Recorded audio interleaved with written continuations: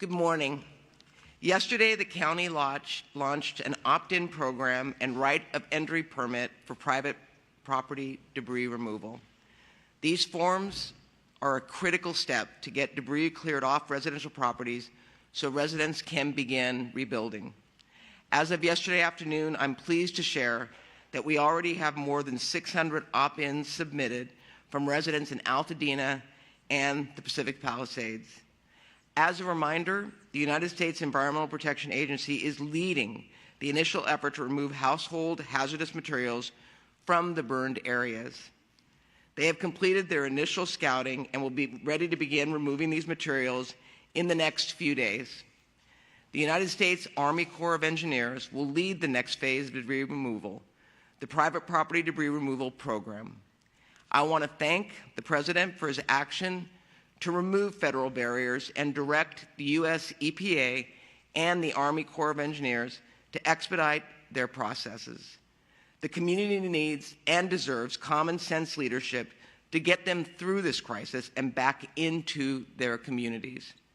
The county is removing all barriers to our own permitting process. At yesterday's Board of Supervisors meeting, our board unanimously approved a motion co-authored by me and Supervisor Horvath to drastically reduce regulatory hurdles in the rebuilding process.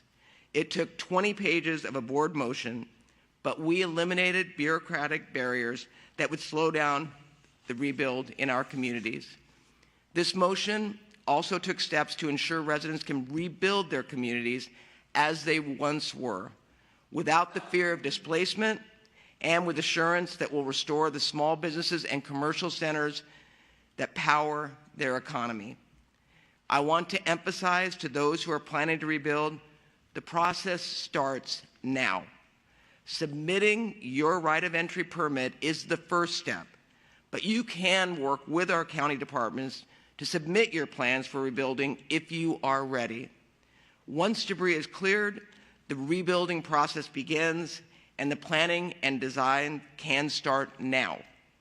I've also heard from many residents who've asked if we can permit them to build ADUs on their property to live in while they are rebuilding their home. Our Director of Regional Planning assured me that we can make this happen. I look forward to getting more details to you soon so we can get that accomplished quickly.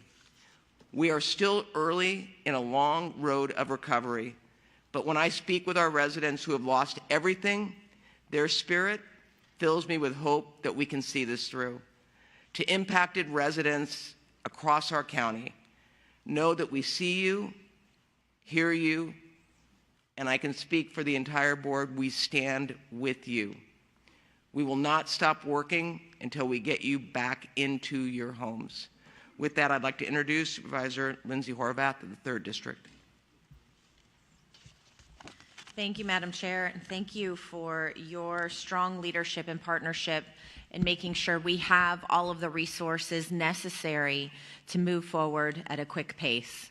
Residents of all areas in the Topanga Fire area now have access to their properties: Malibu, Sunset Mesa, Topanga Canyon, and Pacific Palisades.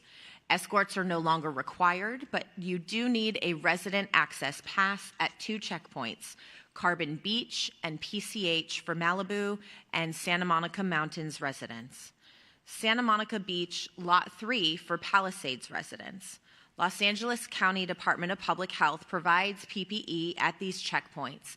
These include respirators, gloves, goggles, and protective suit, and as well as guidance on how to wear it and why you need to use it. Please use this PPE when you return to your homes. A lot has been said in the debris removal process about 18 months, and we have heard from residents how unacceptable that timeline is. That is why we are moving forward with all deliberate speed to bring more people, more resources, and more tools to Los Angeles County. And I especially want to thank Chair Barger for her leadership, getting more federal resources to Los Angeles County.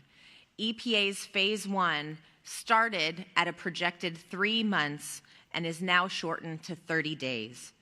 Phase 2 debris removal launched with right of entry forms just yesterday, and our Public Works Director will walk us through that process. Here are tips that we recommend to accelerate the process for you. Work with your neighbors to opt into a government-led program or your private contractor program. It is not only important for you to decide what you want to do with your individual property, it's important that you work with your neighbors so we can have a collaborative, collective approach to your neighborhood. Phase 2 can start as soon as Phase 1 is completed by the EPA, not in its entirety. Phase 2 will begin once Phase 1 is completed in each property. If neighbors work together to submit ROEs, you will be able to move more quickly. The county is working in coordination with cities, EPA, and the Army Corps to bring on private contractors for the cleanup and expand our capacity to rebuild our infrastructure and protect and strengthen our flood control system. If you'd like to go with private contractors, they can now go with you to your property when you return.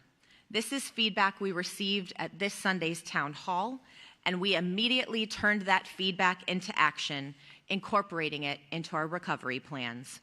For anyone who is ready, you can apply for building permits now as well. If you have an operable car that needs to be towed, you can bring a tow truck in now. If you would like to find personal mementos, you're able to do that now. But please, again, wear PPE. It is safer to do so after the EPA completes Phase 1. But we know people are eager to get back to their properties. And so if you do go back, and we've heard some of those very heartwarming stories about an engagement ring that was found, a coin collection, these very personal mementos, just please do so wearing your PPE. If EPA finds any of your valuables on your property, they will turn them over to the Sheriff's Department or Los Angeles Police Department to get them back to you. And you can get updates on where we are in Phase 1 for your property by calling 833-798-7372. That's for each individual property owner. So if you want to see the progress that we're making, you can call that number, and you can also go online at the EPA. Our beaches are closed from Malibu to Playa del Rey, specifically Surfrider Beach to Las Flores State Beach, and Santa Monica to Dockweiler. An ocean water quality advisory is in effect through tomorrow morning for all of our beaches, and we know currently the water is not safe for you to go in and enjoy. The sand is unsafe in large portions of our coast, so we are asking you to exercise extreme caution. As far as community outreach, we know people are desperate to get reliable, consistent information. These 8 a.m. press conferences will continue every Wednesday as we have updates to share.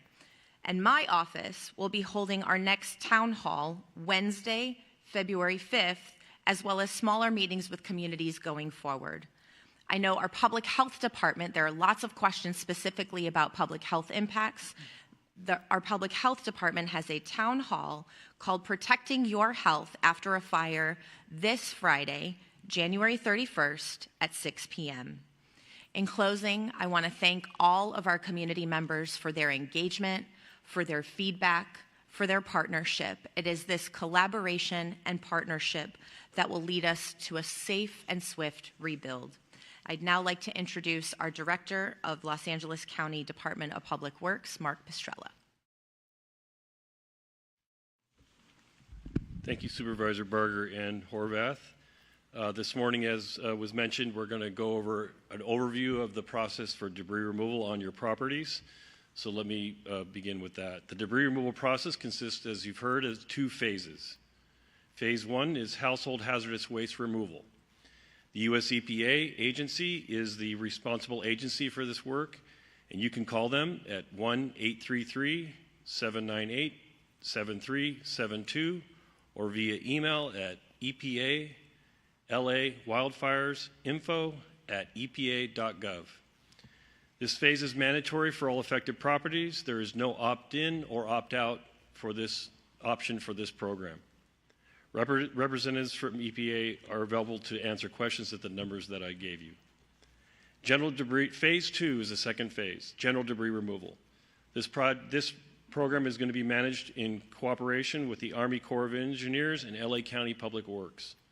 Residents have two options, both requiring verification of ownership. One, opting in. Enroll in the free government-managed debris removal program by opting in. Option 2 is to opt out. Hire your own private qualified contractor to manage the cleanup independently. Contractor qualification requirements will be posted on the recovery.lacounty.gov website, or you can call 844-347-3332. This certification will require complying with all Army Corps standards for debris removal, following all county-approved haul routes, disposing of debris at county-approved landfills, and complying with all local jurisdiction requirements for each city. It's important, again, to note that if you are going to use private property contractors to do the debris removal, you will use your own insurance for that and your own funds for that program. You will also be required to have phase 1 completed. Very important, phase 1 by EPA must be completed before we'll even let you, you'll have to have that to apply for that permit to move through. Okay. For residents who choose to opt in, and it's the program that I, as your county engineer and director of public works, am recommending you opt into. Complete and submit a right of entry form to authorize the government to manage debris removal on your property. These forms can be found at recovery.lacounty.gov, and that same phone number I just gave you, you can get information. And make sure 844-347-3332. The forms will also are available at the disaster recovery centers. The ROE form is available now, as I said, and it's available until March 31st, 2025. So there is a time limit to opting in. If you don't opt in by that date, we'll assume you've opted out of the program. The debris is required to be removed through every jurisdiction. It cannot be left on property. So again, this government-run free program is the one I'm recommending because it will be done within, you'll need to opt in for it, and it'll be done in a timely way. Online again, I already gave the recovery at lacounty.gov. If you choose to opt in, the county will collect the portion of your insurance policy designated for debris removal. Once all work is completed, we will coordinate with you and your insurance company to recover any applicable funds. For those of you that are able to get to your property, they're partially damaged, or you're not in this program, you can use those funds for that. For those of you that are in this program and have debris removal that is different from this larger debris removal, maybe there's vegetation, other things you're pulling off, you can use that insurance. Whatever's left over in that insurance is what we'll be collecting from you at the end of the program. We will not collect that insurance portion until your property has been cleaned by the Army Corps of Engineers and certified. If you opt in but later withdraw from the program before any work has been done on your property, again, no insurance funds will be collected. We get this question quite a bit. That's why I brought it up. Let me repeat what the supervisor said on rebuilding. The county is here to help you navigate this process to rebuild your new home and support you in rebuilding as quickly as possible. All jurisdictions, city and county areas are open for business in terms of submitting building plans. Do not hesitate. If you already know what you want to build, have plans ready, you can submit those plans now. To streamline the process, your local jurisdiction, including the county, establishing one-stop centers throughout in the individual cities as well as in the Altadena area for one-stop permitting of your building plans. These centers will bring together all relevant agencies, streamlining the process and ensuring you have everything necessary to rebuild efficiently and effectively. Again, for more information on rebuilding, go to recovery.lacounty.gov, go to lacity.gov for the City of Los Angeles, cityofpasadena.net for the City of Pasadena, Sierra Madre, CA.gov for the City of Sierra Madre, and MalibuCity.org for City of Malibu. This is specifically for your building permit requirements. The recovery.lacounty.gov site is one that I would tell all residents throughout LA County in these 2 burn areas and those other burn areas to go to. It's really robust. We have links to every city link. We have the link to the debris removal process. It is an absolute one-stop place for residents that have been affected by these recent fires. Thank you for your time. We are committed to supporting you throughout this process and ensuring a smooth path to recovery. All attendees here are available for questions post this interview. Thank you. We'll now transition to question and answer. If you raise your hand when called upon, please share your name and which media outlet you are with. We're going to start over here and we'll go through the room. Microphone. Hi, good morning. Craig Figner with KNX News. I'd like to know, just to clarify, does this apply to Eaton and the Palisade fire zones? That's, 2 follow-ups. that's correct. Okay. And then on phase 1, when someone tells the government, okay, you can inspect for hazmat material, you have the permission to go on property, how long will that take? And then in phase 2, if they decide to let the government remove the hazardous materials, how long can they expect that to take? Okay, I'm going to answer the first part of the question. There is no government permission required for phase 1. The EPA has been given it under an executive order and under a declaration of hazardous materials the authority to enter into private property. So no, you do not need to opt in or opt out. In fact, the EPA has your properties, is aware of your property, and will be inspecting as was stated over the next 30 days. On the second question, you were asking about how long debris removal. I'm going to let Colonel Swenson come up and answer the question from the Army Corps of Engineers. Good morning, Colonel Eric Swenson, Recovery Field Office Commander, Army Corps of Engineers. The debris removal timeline is really based on how fast we can get the rights of entry turned in and then turned to us from the county. We have crews standing by, and as soon as we get a batch of our first ROEs, we are going to unleash our crews to those properties and start debris removal. Once a crew shows up to a property, depending on the complexity of that site, it could take 2 to 10 days to clear the debris from that site, and we certainly expect to be done this whole process in less than a year. It just really depends on how fast we get the rights of entry, and we're pleased to see that the residents of this community have already started to submit their rights of entry. Thank you. Thank you. We'll go to the back, then we'll keep on working. Name and media outlet. Okay. Good morning. Christy Fajardo with Fox 11. And I have a question regarding the after-action review of the Woolsey fire and what was learned and what was implemented. We know that, that some of the deceased, unfortunately, were people who were disabled. And the after-action review after Woolsey, one of the recommendations was that working in conjunction with appropriate county health agencies and public utilities, identify and develop a plan for individuals who may require a more specific notification process and evacuation assistance. Did that happen? Thank you. Kevin, do you want to take that? After action with Woolsey Fire. Yes, thank you. Kevin McGowan, Director of the Office of Emergency Management. So with the Woolsey Fire After Action Review, there were 86 recommendations. One of the recommendations was the one you cited. There was also an After Action Implementation Plan where those recommendations were put into an implementation plan. We'd be happy to share the reports that were made to the Board of Supervisors on the implementation plan, who was assigned those responsibilities, what the outcome of those responsibilities were.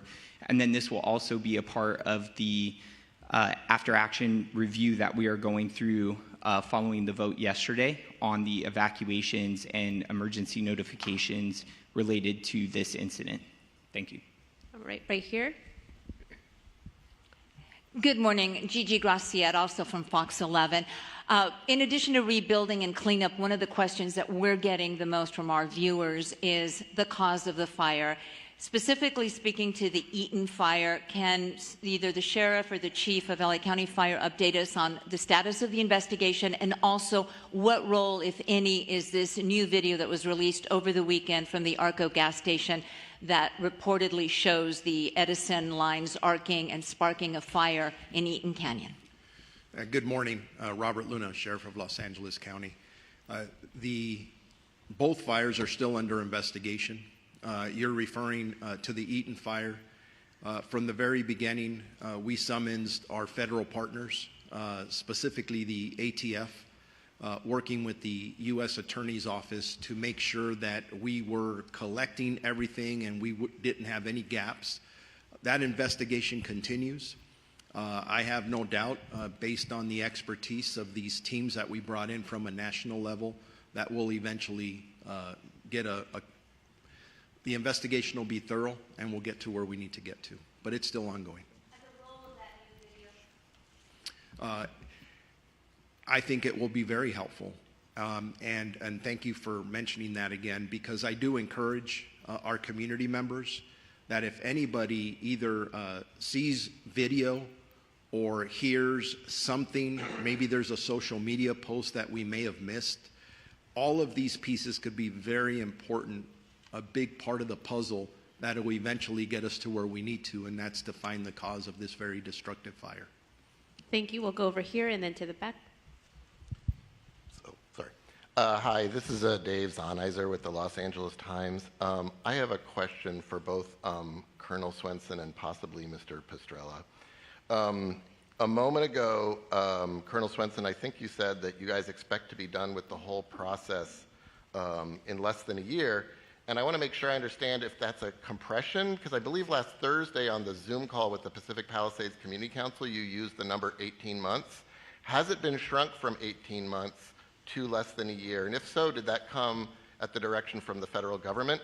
Hang on, though, because I have a second part. The other question I have is you were saying that you are unleashing folks, crews on these properties as you get these ROEs.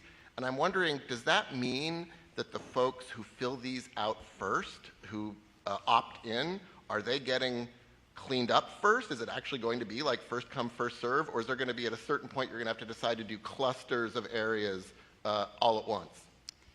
So I'll answer the second question first. Obviously, the earlier you sign up and get your right of entry turned into the county for review and processing and passing on to the Corps of Engineers, the sooner we will get it. Ideally, we would love to get whole neighborhoods at a time before we send our crews out, because we want to be as efficient as we can in the removal of this debris and as safe as we can in the removal of this debris. And we also don't want to constantly have to upload our equipment, download our equipment, and track it across the community and on these shared roads. We're very cautious of the fact that we share these roads with first responders, fire, police, and emergency and paramedics. And so we don't want to create traffic jams because we're massing on one area. So if we had a whole neighborhood, we can move methodically through that neighborhood, one house at a time, and in maybe a month we could do an entire neighborhood.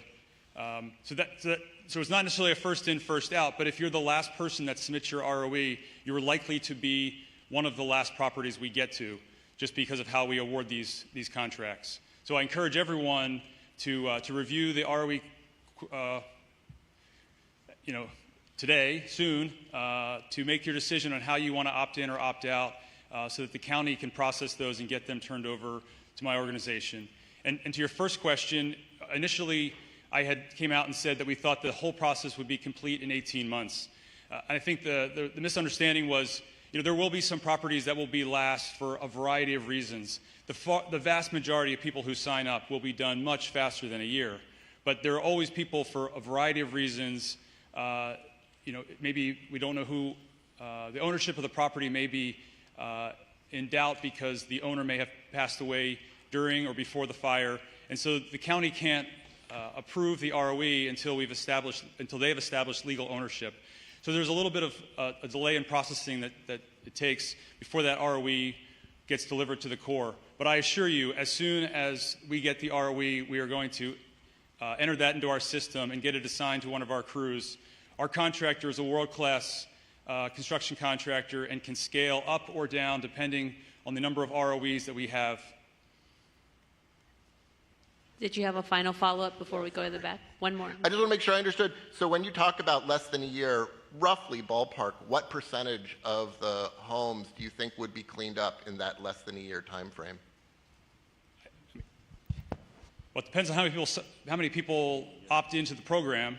But my assumption going in is that I want everyone to opt in. So if we assume that 12,000 property owners opt into the program, I expect that we will have better than 80 to 90% of those properties cleared in the first year or less. Thank you. We'll go to the back. Sid Garcia with ABC7 Eyewitness News. Is the site to put all of this toxic ash finalized, and how do you address the concerns of those communities that are close to that as far as safety, pollution, just making sure they're going to be all right? There's two phases, as you know. Phase one is EPA. They've designated locations to store material and remove them within a specific amount of time.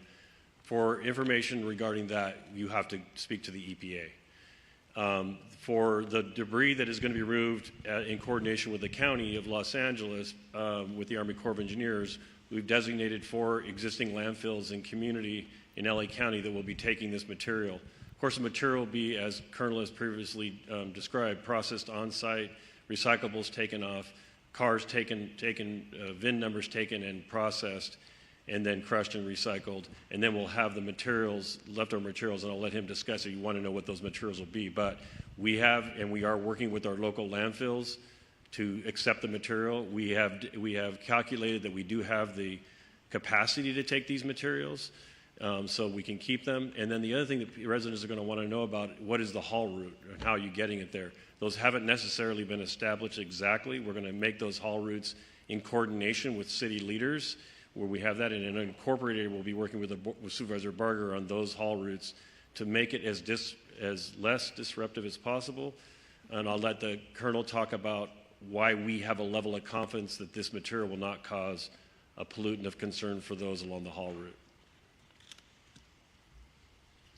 We'll have a question over here, then we'll wrap up. Thank you, Director. Oh, I'm sorry. So in terms of our processes for ensuring the public safety during private property debris removal, when we remove fire ash and debris, we place it in the bed of a dump truck inside of a black heavy-duty plastic liner, which we will wrap tightly around that ash, and then we will lower the tarp from the truck on top of it. That'll ensure that all of that ash remains in place during transit. Also, we remove debris in what we call the wet method. So we will use water and mist to keep any ash down on the ground and not airborne, so we can help mitigate any risks to the community, and in particular, standing homes that have been reoccupied. Okay, we'll have a question over here. Michelle Bias with NBC4. Supervisor, can you elaborate? I know you're working on the permit process for the ADU on the property, but does that mean also that they're going to have to wait till this is cleaned up or approved by the EPA before they can even start that process? Or whoever can answer that? Go ahead. Okay. Yeah, I mean, I was with a group of residents last night that are asking about that, and we're working with Amy Bodak, Department of Regional Planning, to provide guidance for those that do want to put ADUs on their property, because right now, and the governor's also signed an executive order that's going to allow it as well, but typically an ADU has to be attached to a home, and many of these people don't have a home, and they want to be able to live on their property while they rebuild.